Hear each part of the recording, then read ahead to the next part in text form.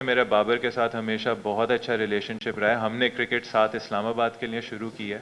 हमारे जो ताल्लुकात हैं वो बहुत पहले के, हमने साथ मैचेस जिताए इस्लामाबाद के। बैटिंग हमने हमेशा जब भी पाकिस्तान के लिए साथ की है, ए टीम के लिए साथ की है, इस्लामाबाद के लिए साथ की है, तो हमारा हमेशा एक अंडरस्टैंडिंग हमारी रही है और वो ऑफ द फील्ड भी बहुत अच्छी अंडरस्टैंडिंग रही है। और वाइस कैप्टनसी की फिर मैं वही बात बोलूँगा, देखें खेलना ना खेलना वो कैप्टन का, टीम मैनेजमेंट का डिसीजन है। अगर एक प्लेयर नहीं उस वक्त प्लान्स में फॉल करता तो आपको उसको रिस्पेक्ट करना चाहिए और उसको एक पॉजिटिव वे में लेना चाहिए, अपने आप को बेहतर करना चाहिए जो भी टीम की रिक्वायरमेंट हो। और बाबर आजम फिर मैं बोलूँगा कि टीम में सिर्फ एक लीडर नहीं है हमारी। हम कोशिश करेंगे कि हमारी टीम में लीडर्स हों। बाबर आजम बैटिंग ग्रुप का भी लीडर है, he is one of the leaders in the team. तो हम कोशिश करेंगे कि हम हर किसी से एक्सपीरियंस ड्रॉ करें, हर किसी से इंस्पिरेशन ड्रॉ करें और कोशिश करें कि जो भी हो उसमें कंट्रीब्यूशन पाकिस्तान की तरफ हो।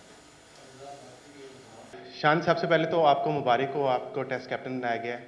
आपको हम देखा है कि आपकी लास्ट 3 सेंचुरियाँ इकट्ठी आई थी कंसेक्टिव 2019 एंड 2022 में। उसके बाद आपने 9 टेस्ट खेले हैं, 16 इनिंग्स खेली हैं और आपकी 150 है। तो क्या आप समझते हैं इस फॉर्म के साथ आप ऑस्ट्रेलिया में जाके पाकिस्तान कौम को अच्छा पैगाम दे सकते हैं? देखें, अगर आप उसको लास्ट 9 टेस्ट को आप इकट्ठा करके देख रहे हैं तो ऑब्वियसली वो चीज़ जिस तरीके से आपने प्रेजेंट किया उस तरीके से नज़र आएगी। जब मैंने 3 सेंचुरीज की थी उसका नेक्स्ट टूर जो था वो न्यूजीलैंड में था। उसके बाद मैं टीम से ड्रॉप हो गया था।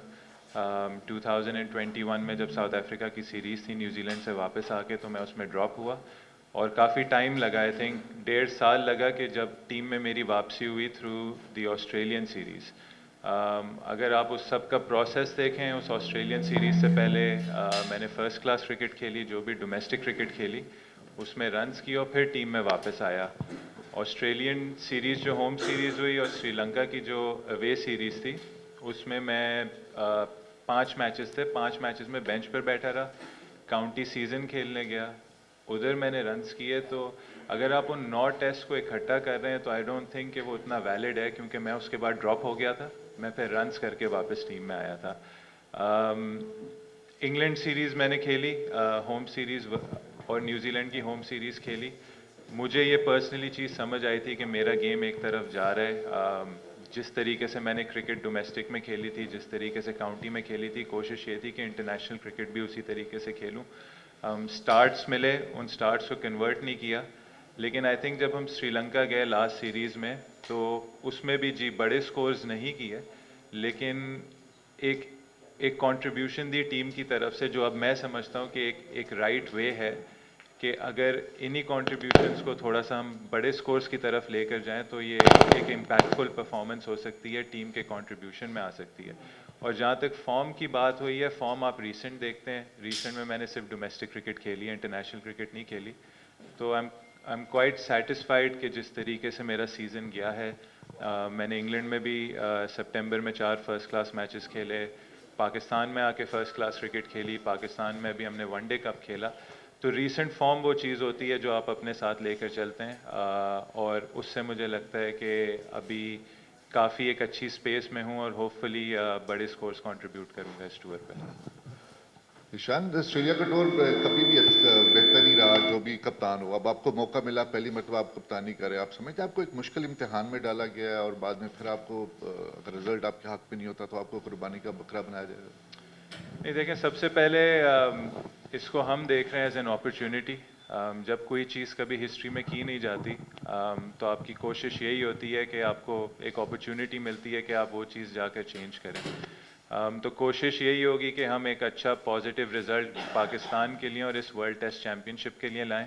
जहाँ तक आपने कुर्बानी के बकरे की बात की, देखें, ये चीज़ें जो भी हो, कैप्टनसी हो, एज अ प्लेयर हो, at the end of the day ये टेम्प्रेरी चीज़ें।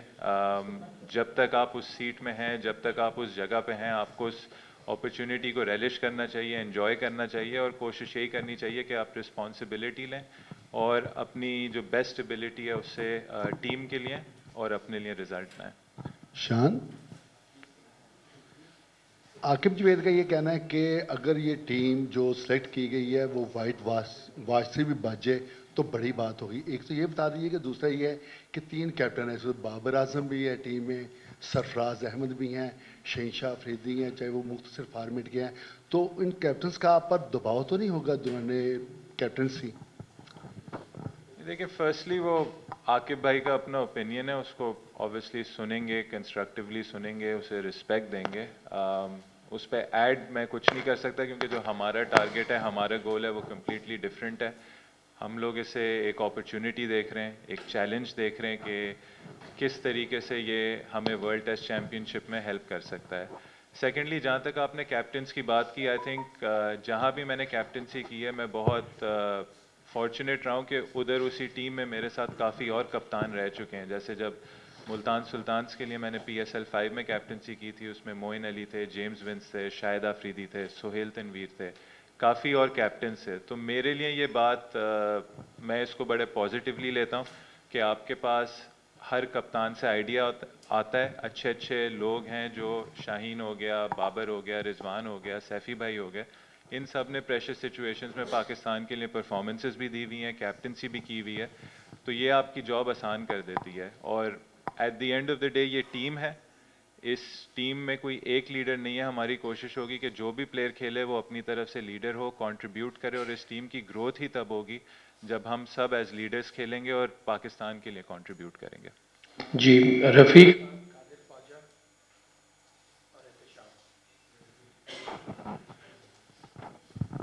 शान साहब, बाबर आजम साहब नहीं आज वर्ल्ड कप में जा रहे थे, तो उन्होंने बड़े अंदाज में कहा था कि टीम का चुनाव में मेरा अहम किरदार था, मेरा ही इंतखाब था।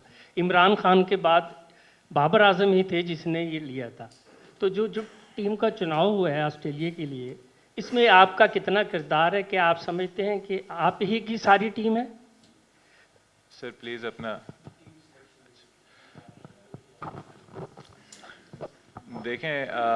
जो टीम सिलेक्शन होती है उसका एक ड्यू प्रोसेस होता है। उसमें आपके सिलेक्टर्स होते हैं, टीम मैनेजमेंट होती है, और ऑब्वियसली कैप्टन होता है।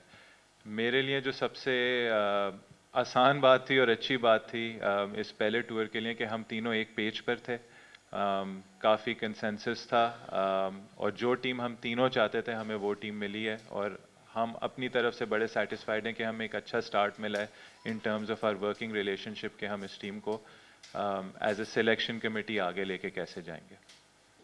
एज ए नायब कप्तान प्लेइंग 11 का हिस्सा न बनने पर कितने मायूस हुए थे आप? और अब रेड बॉल सबसे टफेस्ट क्रिकेट है, उसका कप्तान बनना कितना एजाज़ है? और क्या हिस्ट्री क्रिएट करना आपका हदफ है? और क्या एक मैसेज क्या है सब जो senior cricketers as a opener जो खेल रहे हैं, जैसे अहमद शहजाद हैं, और वो उनके लिए क्या पैगाम है कि उनके लिए दरवाजे खुले हैं आपके? सबसे पहले देखें, कोई मायूसी बिल्कुल नहीं है।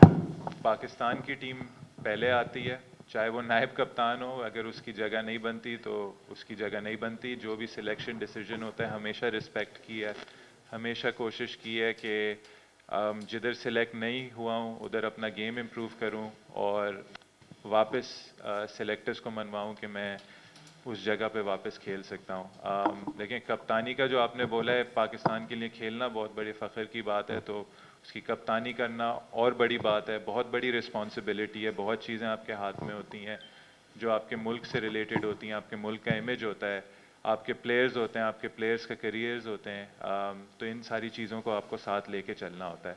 जहाँ तक आपने बाकी सीनियर प्लेयर्स की बात की डोमेस्टिक क्रिकेट में, जैसे अहमद शहजाद के लिए, देखें डोर्स दरवाजे सबके लिए खुले हुए हैं। कोशिश ये है कि ऊपर से हम ये दिखाएं कि ये तरीका है खेलने का, ये एक ब्लूप्रिंट है, ये एक पहचान है पाकिस्तान टीम की as a team going forward, as a batting unit going forward. और जो भी प्लेयर उस तरीके से डोमेस्टिक क्रिकेट में परफॉर्म करता है वो ज़रूर कंसिडर होगा, ज़रूर टीम में आएगा।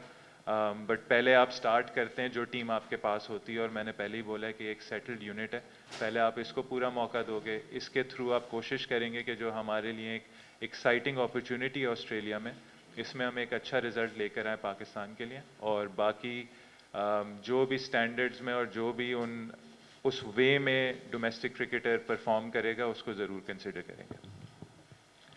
Shan, you are not a novice to captaincy.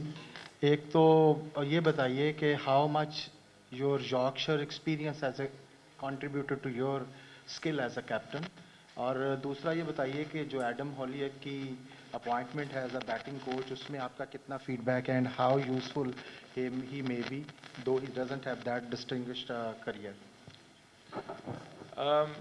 देखें सर, बहुत फॉर्चुनेट हूँ कि मुझे अलोंग द वे अपने करियर में ऐसी अपॉर्चुनिटीज़ मिली हैं। मैंने पहले भी मेंशन किया, आई फील कि वो मुल्तान सुल्तान्स की जब मुझे कप्तानी मिली थी एंडी फ्लावर के अंडर, वो मेरे करियर का एक बहुत बड़ा टर्निंग पॉइंट था as a person, as a player.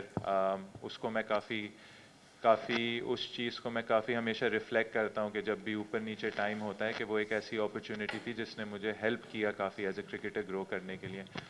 और अलोंग द वे फिर डार्बिशर में कैप्टनसी की, लास्ट ईयर यॉर्कशायर का एक प्रोजेक्ट लिया जो एक तरीके से काफ़ी चैलेंजिंग प्रोजेक्ट था, क्योंकि उधर काफ़ी इश्यूज चल रहे थे काउंटी के साथ, तो उसको साथ लेके चलना, वहाँ कप्तानी करना, ऑफ द फील्ड और ऑन द फील्ड जो इश्यूज थे उनके साथ डील करना, वो एक ऐसी चीज़ थी जिसने मुझे काफ़ी एक्सपीरियंस दी, और होपफुली वो एक्सपीरियंस मैं यूज़ भी कर सकता हूँ इधर पाकिस्तान की कैप्टनसी में।